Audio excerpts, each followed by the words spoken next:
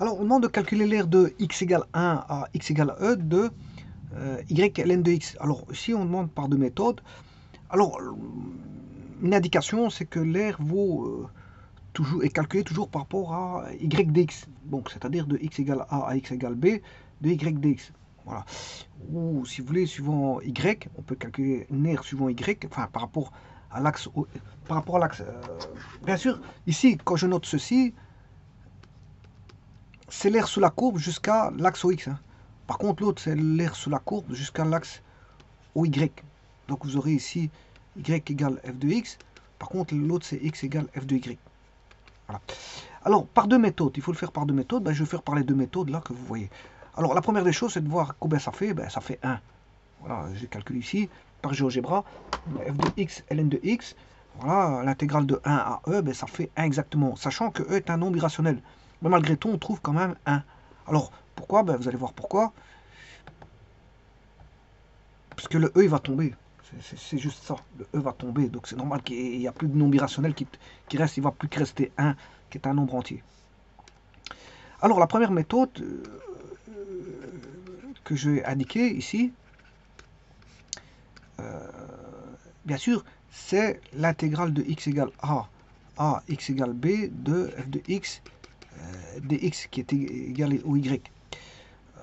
Mais ici, le y il est déterminé. En plus, on sait de où à où on doit calculer. C'est de 1 à e de ln de x dx. Donc, il suffit de calculer la primitive de ln de x dx, sachant qu'on a 1 ici. Alors, on a f prime. Je peux mettre en différentiel, mais bon, ici, je mets... Bon, je mets pas en différentiel ici. Je mets... Voilà, parce que normalement, c'est f prime dx et g prime dx. Voilà. Mais ici, bon, si je prends f égale ln de x, on va dire différentiel de f. On va travailler en différentiel. Hein. Ça, bon, on va éviter de faire des petites erreurs d'écriture. Différentiel de f, ben, c'est 1 sur x, différentiel de x. Alors g', bon, là, à ce moment-là, c'est la différentielle de g. Parce que sinon, je devrais mettre g' dx. Voilà. Hein. La différentielle de g, ben, c'est l'autre fonction qui vaut 1 dx. Et si je primitif, ben, ça fait x. Donc, on aura f fois g. F fois g, c'est x ln de x moins la primitive de f g df. X fois 1 sur x, ça fait 1. La primitive de dx, ça fait x. Donc, la primitive est assez simple à calculer, puisque ça vaut x ln de x moins x. Voilà. Entre les bornes, 1e. Bon, maintenant, on peut dire aussi que c'est x ln de x moins 1. Entre les bornes, 1e. Bon, et on va regarder pourquoi ça fait 1.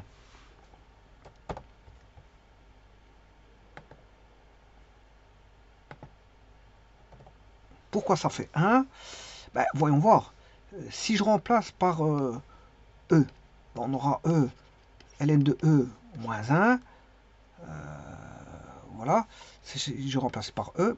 Et je vais soustraire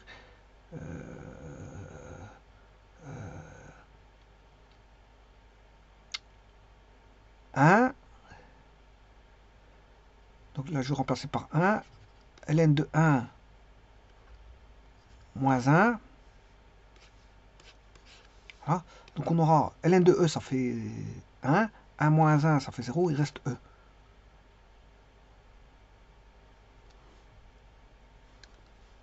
E, ln de 1, ça fait 0. 0 moins 1. Il y a une petite erreur quelque part.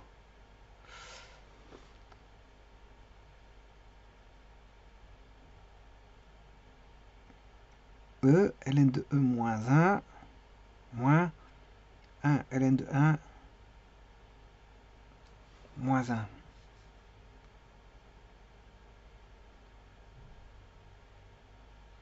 E, ln de E, ça fait 1. 1 moins 1, ça fait 0. Voilà. Et donc, vous voyez que là, disparaît le E. Voilà, 0 fois E. Il n'y a plus de E. Il n'y a plus de nombre irrationnel. Voilà, c'est ça que je vous disais. Par contre, ici, ln de 1, ça fait 0. 0 moins 1, ben, ça fait moins 1. Fois 1, ça fait toujours moins 1. Mais comme il y a un moins là, ça fait plus 1. Et donc, l'air fera une unité d'air exactement, comme le précise ici GeoGebra.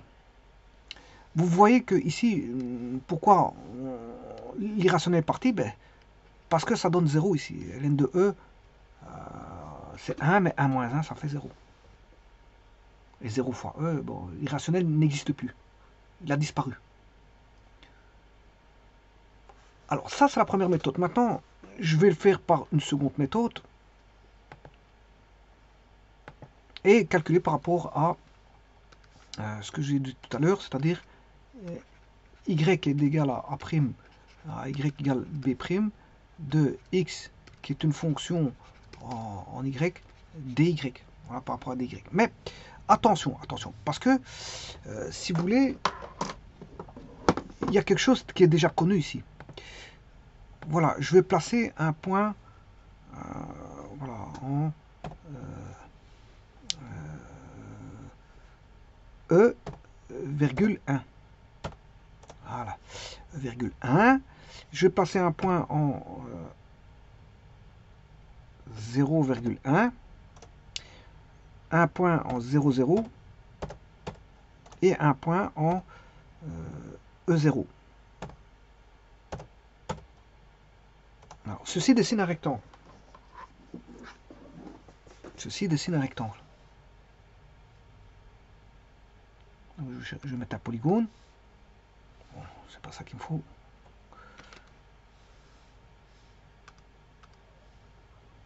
Alors, un polygone. Bon, je sais pas qu'est-ce qu'il me fait là. J'ai toujours une trace.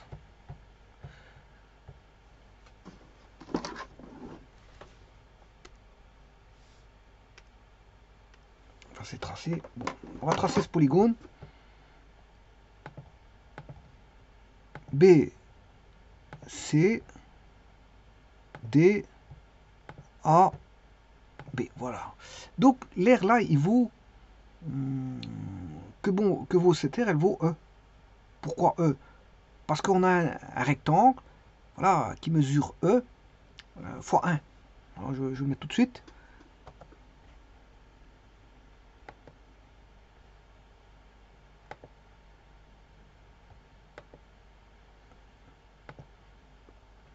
Voilà, si je dessine ceci, ce rectangle-là, alors, combien d'air a-t-on? Ce qui vient d'être calculé, l'unité d'air qui fait 1, c'est ceci. Ceci, ça fait 1.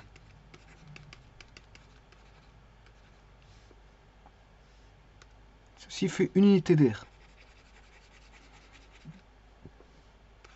Ça vient d'être calculé à l'instant. Bon, ça, c'est l'air A1. Bon, maintenant, j'ai une aire qui est ici. C'est un rectangle. Bon, ce rectangle-là, il vaut... de là à là, on a une mesure qui fait E. Et de là à là, une mesure qui fait 1.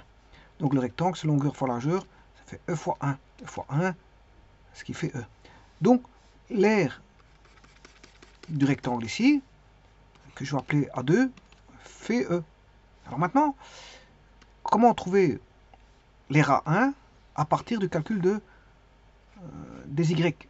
Je vais calculer l'aire de 0 à 1, bien sûr, de cette courbe ici, voilà, et j'aurai cette aire là. Une fois que j'ai l'aire là,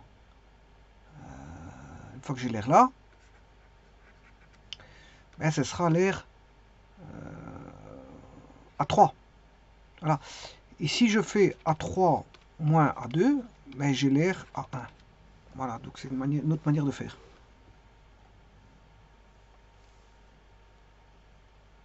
C'est une autre manière de faire. Donc je trouverai à ce moment-là l'aire A1 qui vaut une unité d'air. Alors faisons ça. Donc sachant que le rectangle c'est E. Donc je dois enlever le rectangle, l'aire du rectangle qui vaut E. Donc on va faire ça. On va calculer l'intégrale de 0, y égale 0, à y égale 1 de ln de x dy moins l'aire du rectangle. L'aire du rectangle fait E. Je vais enlever E.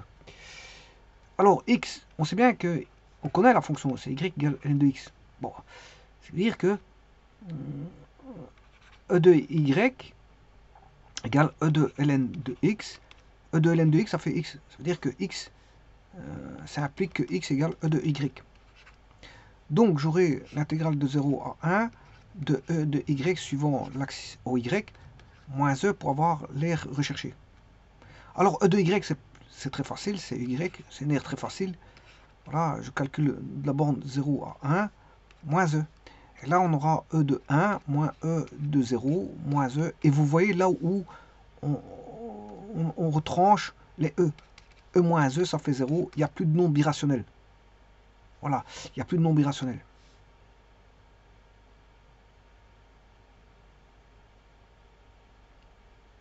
Il n'y a plus de nombre irrationnel. Par contre, ouais, attention que c'est e de 1 moins e de 0. E de 0, ça fait 1, donc j'ai moins 1. Pourquoi a-t-on un moins?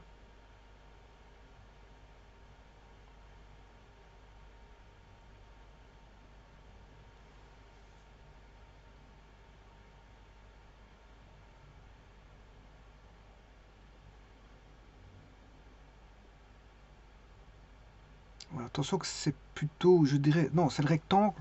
Je m'excuse. Ici, il faut faire l'aire du rectangle. Ouais, c'est le grand moins le petit. C'est le grand moins le petit, donc c'est l'aire du rectangle. Moins l'aire, sinon j'aurais une aire négative.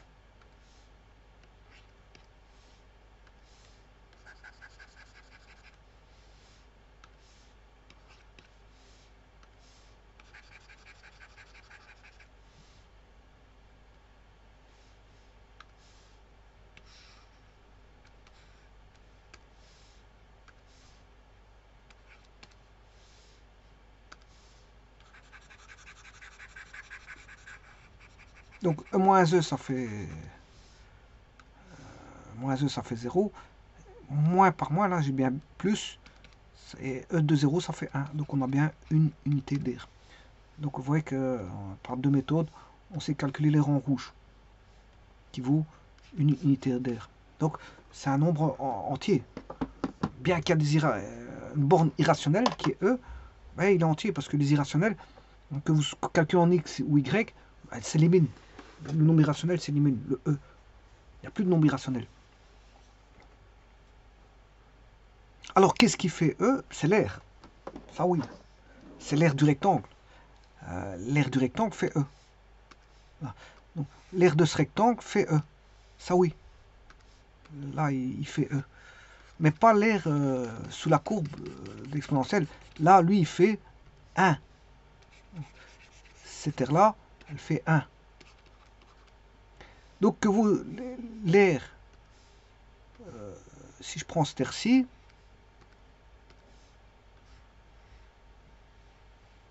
ben, il vaut 1 moins e. Plutôt, le e plus grand, c'est e moins 1. Pour avoir un aire positif, c'est e moins 1. E moins 1. Et c'est ce qui a été calculé tout à l'heure. Enfin, tout à l'heure, il y a un petit instant. Vous voyez bien que j'ai e moins 1. Puisque e exposant 1, ben, c'est e. Et e de 0, ça fait 1. E moins 1, ben, c'est bien l'aire que j'ai calculé ici. Ça, c'est e moins 1.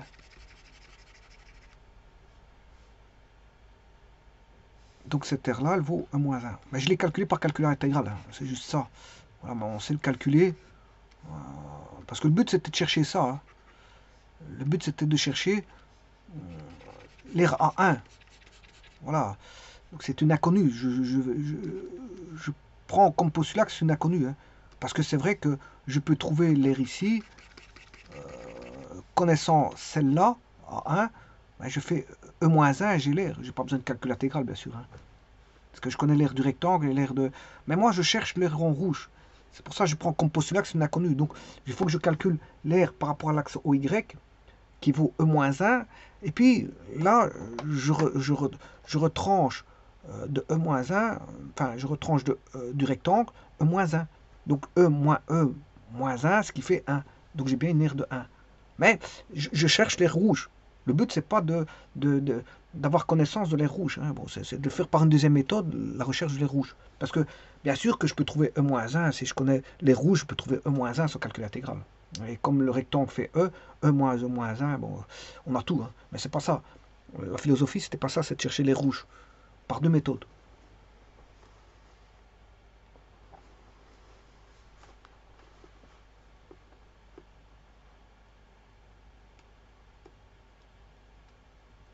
Et donc, vous voyez pourquoi, dans l'intégrale contient une borne E, qui est un irrationnel, elle disparaît. Ben, parce qu'elle disparaît dans le calcul. Voilà, dans le calcul intégral, cette borne va disparaître. Donc voilà.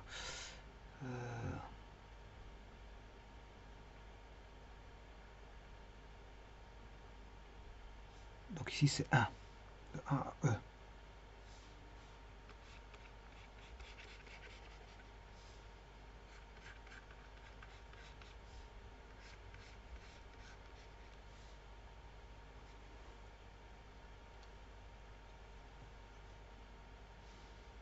Alors ce point-là, bien sûr, c'est x égale E, y égale 1. Ce point-là, c'est le point 0, 1. Celui-ci, c'est le point 0, 0. Là, on a le point E0.